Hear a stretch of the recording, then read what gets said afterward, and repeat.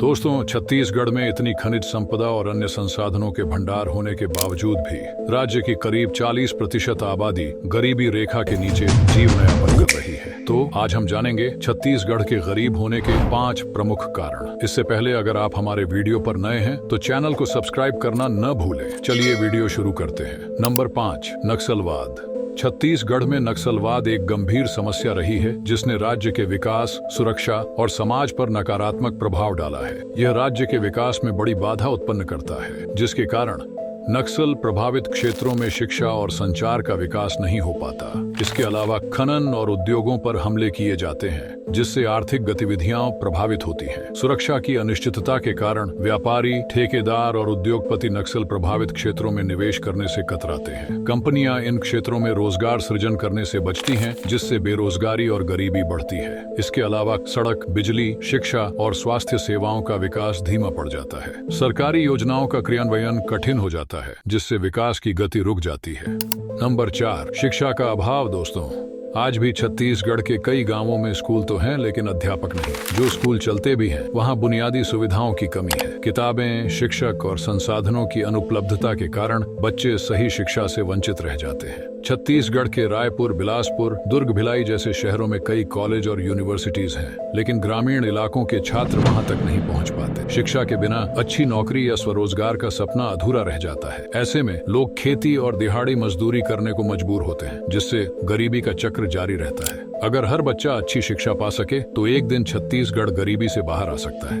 Number 3, राजनीति और भ्रष्टाचार। दोस्तों, चुनाव से पहले नेताओं द्वारा बड़े बड़े वादे किए जाते हैं। गरीबों के लिए घर, किसानों के लिए कर्ज माफी, युवाओं के लिए रोजगार। लेकिन चुनाव खत्म होते ही ये वादे भी हवा में उड़ जाते हैं। नेता बदलते रहे, सरकारें बदली, लेकिन गरीबी नहीं बदली। सरकारी योजनाएं राज्य के विकास में महत्वपूर्ण भूमिका निभाती है, लेकिन भ्रष्टाचार के कारण गरीबों तक उनका लाभ नहीं पहुंच पाता। हर साल गरीबों की भलाई के लिए करोड़ों रुपए की योजनाएं बनाई जाती हैं, लेकिन यह पैसा जरूरतमंदों तक पहुंचने के बजाय भ्रष्ट अधिकारियों और नेताओं की जेब में चला जाता है। सरकारी योजनाओं का लाभ सिर्फ उन्हीं तक पहुंचता है जिनके पास पहचान और पैसे होते हैं, जबकि आम आदमी बस लाइन में खड़ा रह जाता है। हर साल हजारों लोग अपने गांवों से पलायन कर जाते हैं, इस उम्मीद में कि शहर में उन्हें बेहतर जीवन मिलेगा। लेकिन क्या सच में ऐसा होता है? अपनी राय हमें कमेंट में जरूर बताएं।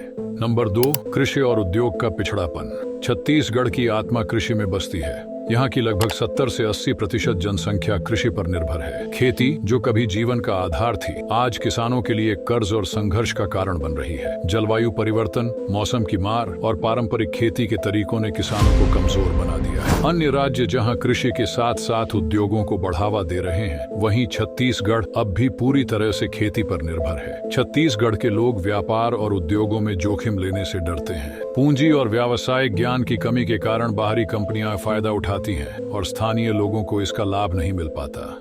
नंबर 1, नशाखोरी। छत्तीसगढ़ में गरीबी और आर्थिक पिछड़ेपन का एक महत्वपूर्ण कारण नशाखोरी है। छत्तीसगढ़ की कुल जनसंख्या 3 करोड़ है। NFHS 2019-21 के आंकड़ों के अनुसार लगभग 35.9% आबादी शराब का सेवन करती है, जो भारत में सबसे अधिक है। राज्य के कई इलाकों में रोजगार के सीमित अवसर हैं, जिससे लोग निराश होकर नशे की ओर बढ़ते हैं। ग्रामीण इलाकों में खासकर युवाओं में नशे की लत बढ़ रही है। स्कूल और कॉलेज के छात्रों तक भी नशीले पदार्थ पहुंच रहे हैं, जिससे उनकी शिक्षा और करियर दोनों बर्बाद हो रहे हैं। नशे की लत में फंसकर युवा अपनी संभावनाएं खो देते हैं, जिससे राज्य और देश दोनों कमजोर होते हैं। तो दोस्तों, ये थे छत्तीसगढ़ को गरीब बनाए रखने के 5 प्रमुख कारण। आपके अनुसार इनमें से सबसे बड़ा कारण कौन सा है? हमें कमेंट में जरूर बताएं।